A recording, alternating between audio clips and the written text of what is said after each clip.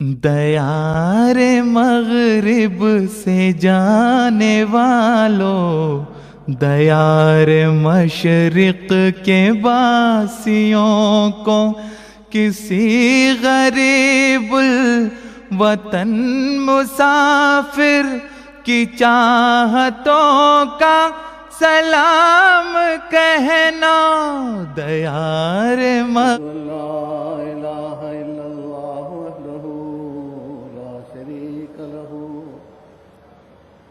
واشہد ان محمدا عبدہ ورسولہ اما بعد فاعوذ باللہ من الشیطان الرجیم بسم اللہ الرحمن الرحیم الحمد للہ رب العالمین الرحمن الرحیم مالک یوم الدین ایاک نعبد و ایاک نستعین اہدنا الصراط المستقیم صراط الذین انعمت علیہم غیر المغضوب علیہم ولا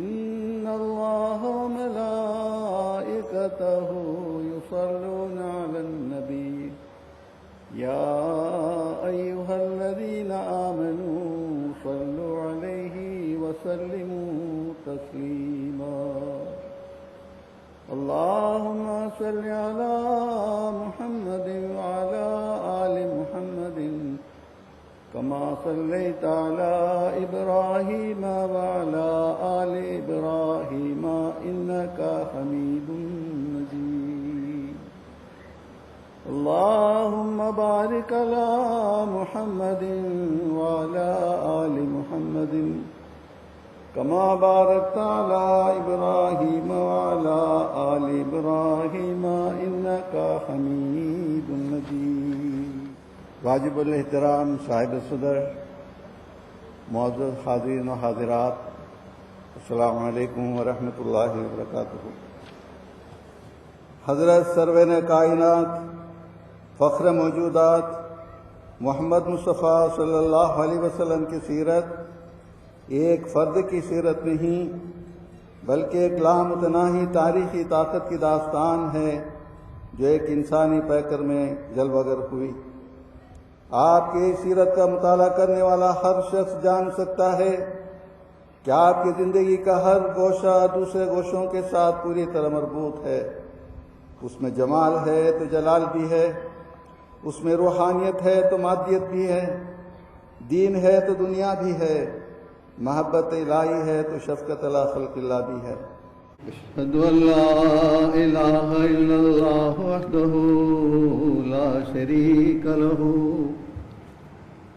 واشہد ان محمدا عبدہ ورسولہ اما بعد فاعوذ باللہ من الشیطان الرجیم بسم اللہ الرحمن الرحیم وعد اللہ الذین آمنوا منکم وعملوا الصالحات لیستخلفنہم فی الارض کما استخلف الذین من قبلہم وَلَيُمَكِّنَنَّ لَهُمْ دِينَهُمُ الَّذِي ارْتَضَىٰ لَهُمْ وَلَيُبَدِّلَنَّهُم مِّن بَعْدِ خَوْفِهِمْ أَمْنًا يَعْبُدُونَنِي لَا يُشْرِكُونَ بِي شَيْئًا وَمَن كَفَرَ بَعْدَ ذَلِكَ فَأُولَٰئِكَ هُمُ الْفَاسِقُونَ۔ تعلق خدا نے باندھا ہے جو تعلق رہے گا قائم مدام کہنا۔ دیار مغرب سے جانے والوں، دیار محمد عمر صاحب سابق ناظر اصلاح شاذ مرکزیہ قادیان کا، جو پی کے ابراہیم صاحب کے بیٹے تھے، 21 جنوری کو ان کی بھی وفات ہوئی ہے 87 سال کی عمر میں۔ انا للہ و انا الیہ راجعون۔ مرحوم کا تعلق کیرالہ سے تھا۔ ان کے والد ابراہیم کٹی صاحب تھے جو جماعت کے سخت مخالفین اور معاندین میں سے تھے۔ ان کے مولانا صاحب کی ولادت سے 10 سال پہلے موصوف تجارت کے سلسلے میں ان کے والد تجارت کے سلسلے میں بمبئی گئے۔ ان دنوں بمبئی میں کافی احمدی تجارت کرتے تھے۔ بمبئی میں مالابار کے ہی بعض احمدیوں نے ان کی احمدیوں سے ان کی ملاقات ہوئی اور عقائد احمدیوں کے متعلق تبادلہ خیال ہوا، اور 1924 میں جب حضرت خلیفہ ثانی بمبئی تشریف لے گئے، اس وقت حضور کے دست مبارک پر موصوف کو بیعت کر کے سلسلہ میں داخل ہونے کا شرف حاصل ہوا۔ بعد ازاں ان کو قادیان میں بھی زیارت کی توفیق ملی۔ مولانا عمر صاحب 1954 میں قادیان آئے، جبکہ تقسیم ملک کے بعد مدرسہ احمدیہ کا سر نو اجرا ہو چکا تھا۔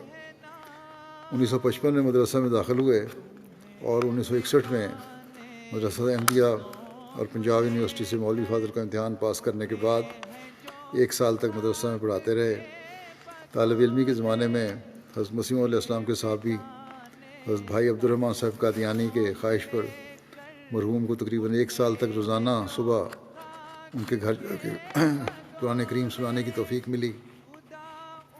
1962 سے میدان تبلیغ میں خدمت کا سلسلہ شروع کیا۔ ہندوستان کے بڑے بڑے شہروں میں کام کیا اور بڑے کامیاب مبلغ کے طور پر خدمت میں جاتے رہے۔ تبلیغی جلسوں میں ان کی تقاریر ہوتی تھیں، مناظرہ یادگیر میں شرکت کی، اور حضرت مسیح رابع رحمہ اللہ کی خصوصی رہنمائی میں کوئمبٹور کے تاریخی مناظرہ جو کہ مسلسل 9 دن تک جاری رہا، اور جس میں مولانا دوست محمد صاحب شاہد اور مرکزی اور نمائندے حافظ مظفر صاحب بھی گئے ہوئے تھے۔ خاص طور پہ ان کے ساتھ انہوں نے بہت اہم کام کیا۔ حضرت خلیفہ مسیح رابع نے ان کے جو ایک جگہ ان کے کام کو سراہتے ہوئے اپنے خطبے میں فرمایا تھا کہ بعض جماعتیں ہیں جہاں ایک ہی آدمی ہے جو فوری طور پر اکیلا سارا بوجھ اٹھاتا ہے اور تراجم کر کے پھر ان کو کثرت سے شائع کرتا ہے، یعنی خطبات کا ترجمہ کر کے فوری طور پر۔ اور ایسی جماعتوں میں خدا تعالیٰ کے فضل سے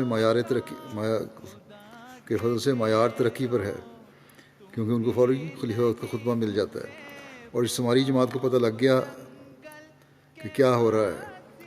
ساؤتھ انڈیا میں ہماری ایسی جماعتیں جو اردو نہیں سمجھتیں، وہاں ہمارے مولوی محمد عمر صاحب مبلغ سلسلہ ہیں، ان کو خدا تعالیٰ نے اس بات کا جنون دیا ہوا ہے، ادھر آواز کان تک پہنچی، ادھر فوری طور پر اس کے ترجمے کیے اور فوری طور پر ساری جماعتوں تک پہنچا دیے۔ تو بڑی محنت سے یہ کام کیا کرتے تھے۔ تقریباً 1 سال تک فلسطین میں بھی خدمت کی سعادت ان کو حاصل ہوئی۔ قرآن کریم اور حضرت مسیح علیہ السلام کی متعدد کتب اور رسالوں کی ملیالم اور تامل ترجمہ کرنے کی توفیق ملتی رہی۔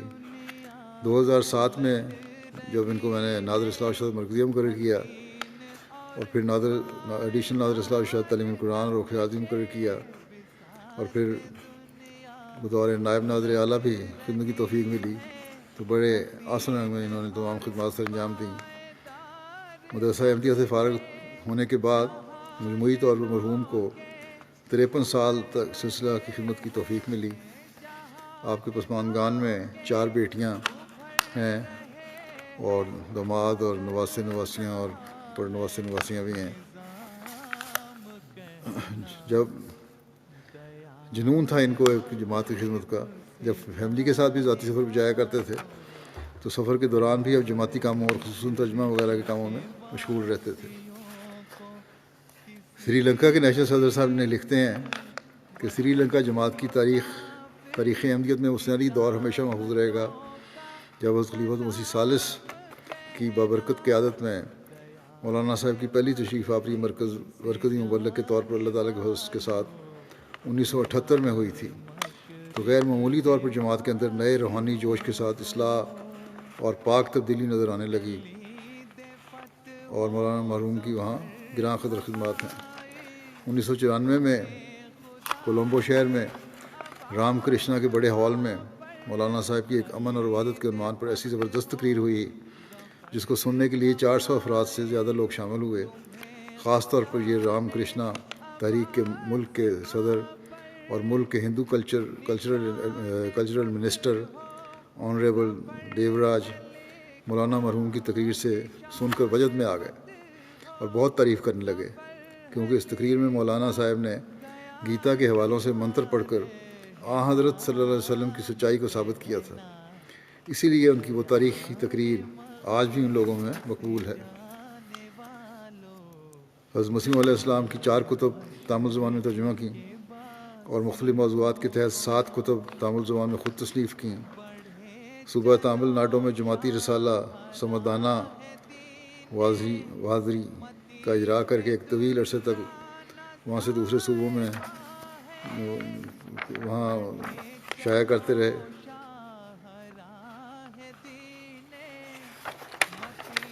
اللہ تعالیٰ مرحوم سے مغفرت و رحم کو سلوک فرمائے، درجات بلند کرے، ان کی اولاد کو بھی کامل وفا کے ساتھ جماعت سے تعلق رکھنے کی توفیق دے۔ رحمت تمہارے سر پر، خدا کی رحمت قدم قدم